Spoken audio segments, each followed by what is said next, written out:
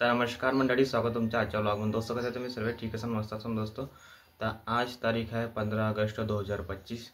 तर आज आहे इंडिपेंडेंट डे। तर तुम्हाला सर्वांना इंडिपेंडेंट डेची ढेर शुभकामना दोस्तों। Happy independent day.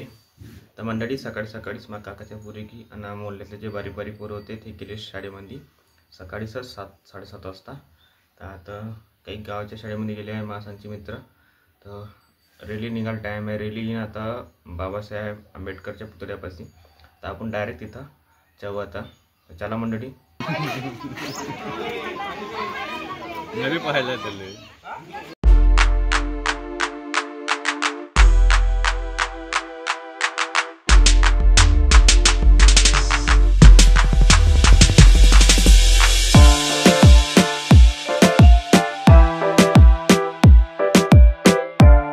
फाइनली गई आज पानी आ गया। बहुत दिनों से गर्मी बहुत ही ज़्यादा बढ़ गई थी, मतलब सुबह से ही गर्मी शुरू हो गई थी।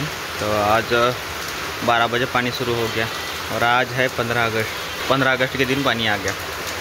मौसम का ऐसा है गाइस, पानी कभी भी आ सकता है। और गाइस आज घूमने जाने का प्लान था पर नहीं जा पाया।